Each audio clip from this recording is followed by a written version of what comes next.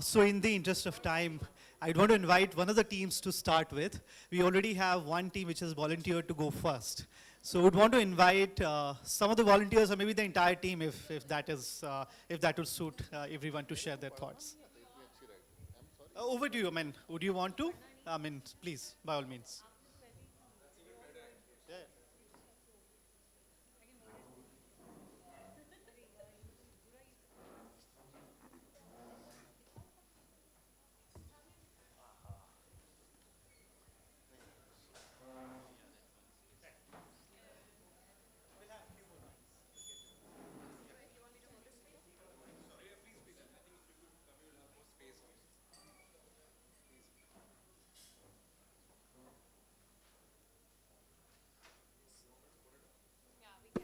Hello.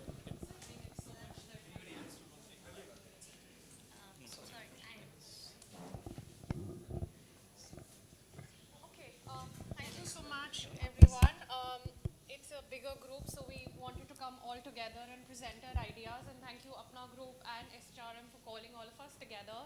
It's sort of an issue, not an issue, but a challenging pool of candidates that we deal with that we call Gen Zs. And somehow they make about 55% of the workforce, I think, for most of us. So pretty challenging in terms of how do we attract them, how do we hire them, how do we engage with them, and how do we retain them.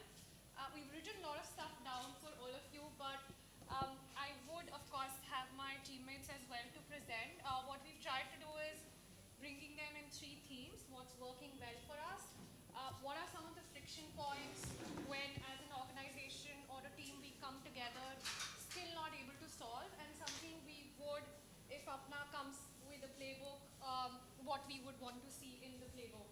Vikrant, you want to go? Talking about attracting?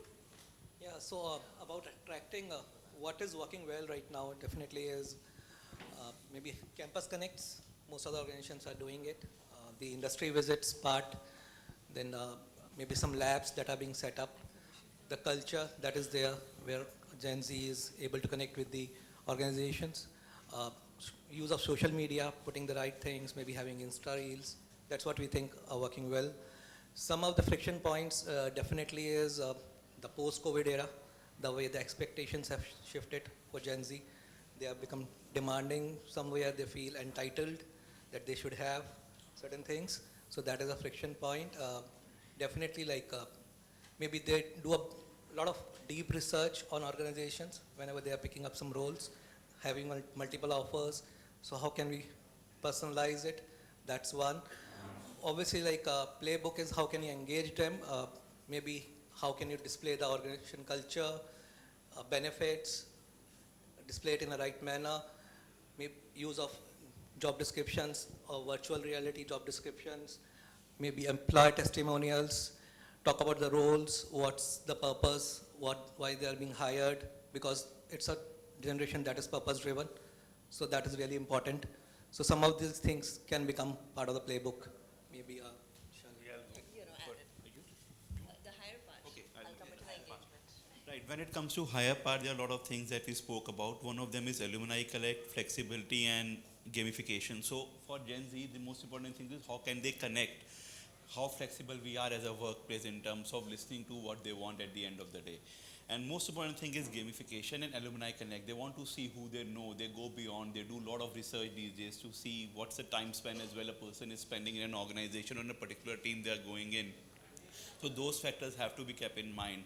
When you hire, there are a lot of things that we can do to engage with them in terms of, you know, just before, after we release an offer, even before we release an offer, are we engaging with them with the different teams as well? Let's say if a person is joining engineering, apart from engineering, let's say, is a person being able to connect with non-engineering teams as well, just to understand the entire culture, what's the organization stand for? That is most important, and that is what it comes for, flexibility. Then at this point in time, these people are very risk takers. There are multiple offers in hand. They go, they explore.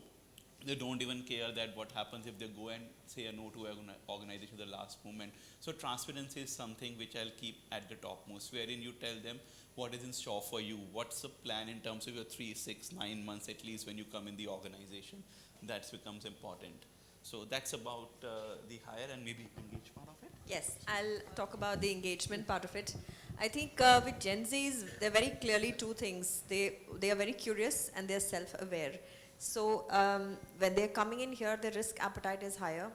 They just can't be bullied into picking up something. They have choices and they can choose what they want to do. So whether it is clarity around what career path are they getting into, what are they choosing and why, where will it lead them.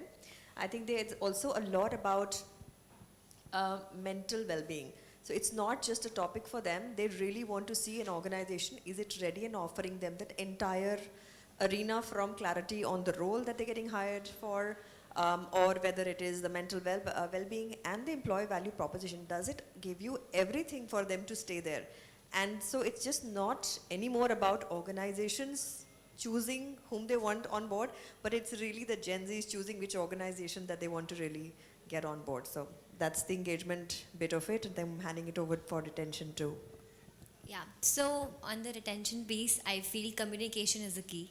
The communication has to be two-way. They have to feel that the leadership is inclusive, they are heard most importantly, and a lot to do with pay parity. For an example, if a Gen Z is hired from a college on X compensation last year and this year the organization has revised the compensation, so they feel they are entitled in a lot of ways wherein this needs to be taken care of. Flexibility in terms of, how can they rearrange their pay packages. Then open door policy and reverse mentoring. Though reverse mentoring in our case has backfired us, but yes, when there are large scale organizations, I think it's extremely imperative that reverse mentoring is part of the whole retention piece. They need to be heard, seen, and their ideas really need to see the day of the light. So that's more on the retention piece. Thank you so much. Thank you, everybody. Any questions for us? I guess not. Just a few minutes back, I was talking about reverse mentorship with the team here, and that kind of worked to some extent in our case, I would say. But very curious to see, how organizations are adopting this. What are the frameworks behind reverse mentorship? Because, honestly, I personally believe that unlearning is more important than learning nowadays. So as you have new generations coming in, how do you learn and look forward to working with them? But one of the things that was told about was about the social media presence for a lot of organizations today. In fact, some of the companies that work with us, they tell us to hire influencers to promote this on social media. So, the first time when we heard this, we were also amazed that because you are such a large brand, like if you need influencers, which would clearly mean that, you want to create a very high ecosystem around what Gen Zs do. So, scrolling reels and all of that. So very, very insightful. Thank you so much. Any questions that anybody else would want to discuss any of the pointers? Yeah. Thank you so much. My name is Vikas. I'm part of Delta Electronics. I've seen you guys, with due respect to all of you, have used a word a couple of times, which is entitlement. So my experience is what we millennials think is, they think these Gen Z things is entitlement is actually need of the hour. That's what they think, it's their due. So that's where the generation gap is between us millennials and Gen Z. Yes. One of the things that I want to also share on this, right? So the first time when we had a few freshers come and join us, because in a startup it's very, a little more dynamic, and some of the senior leaders said that I could see some day one CEOs.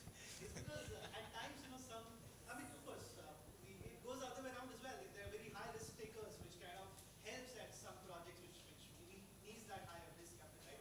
But yes, entitlement is something which is very different from what we would have seen maybe 10, 15 years back. Yeah. But I think more than entitlement, while you feel but are you really ready for it? Are you ready to take that up? I think that's something all the Gen Zs need to sort of.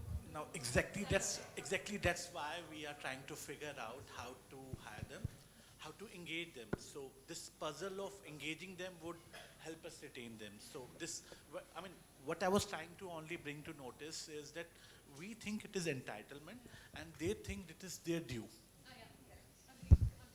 Yes. I think the personalization is so high in their case, they will not settle for anything less than, that it is created for me. It's not a generic thing that you can offer them and sit back and say they'll come. It's not entitlement, it's actually their right to was like, what can we do for the organization? Right now, it's what the organization can do for them. Yeah, thank you so much. If you can have a round of applause for the team. Thank you. Anybody else who'd like to go second after this? Anybody who'd want to volunteer?